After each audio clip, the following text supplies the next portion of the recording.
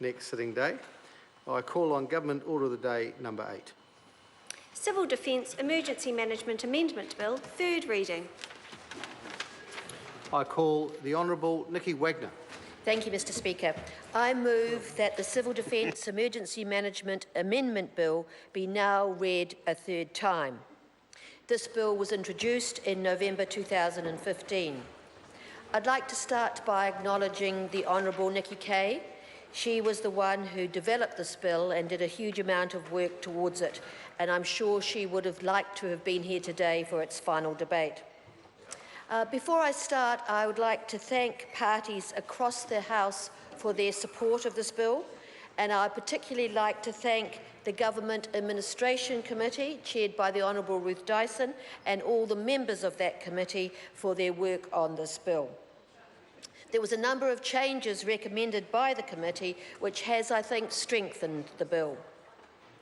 The bill recognises that more legislative tools are required to enable communities to recover from emergencies more efficiently and more effectively.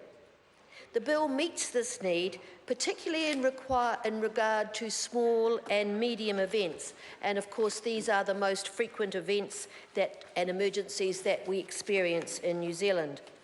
But the bill is not limited to small and medium types of emergencies and can be used on a large-scale emergency, although hopefully we won't need it until any bespoke legislation is created.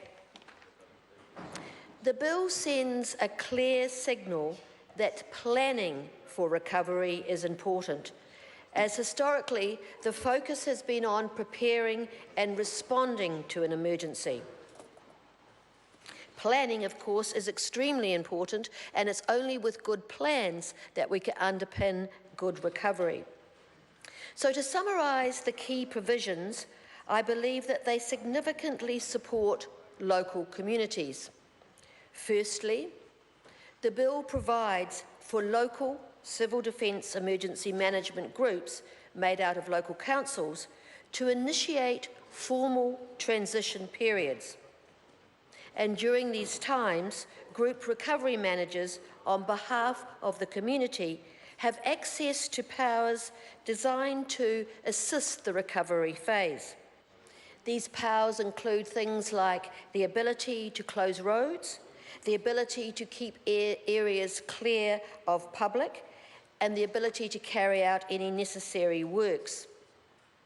Secondly, the bill emphasises the need for civil defence emergency management groups and their communities to discuss and plan for recovery. Of course, planning for recovery should always occur prior to an emergency, and communities need to be part of that planning conversation. The planning for recovery requirements was strengthened during the Committee of the Whole debate by an amendment by Claire Curran, and that was supported by all, so I thank Claire Curran for that. The bill now provides that civil defence emergency management group plans must include strategic recovery planning, and that makes it expressly clear that planning for recovery must be undertaken. There are also additional supporting provisions, such as the ability for the Minister of Civil Defence to become involved if local communities lack capacity. And transition periods can also be initiated at a national level. And the next steps. Once the bill has been passed, the Ministry of Civil Defence and Emergency Management will actively support the implementation of the bill and work with local groups and communities to make the most of its provisions, both in planning for and responding to recovery activities. So finally, I would like to thank all of those who've been involved in the development of this bill. It's a sensible approach.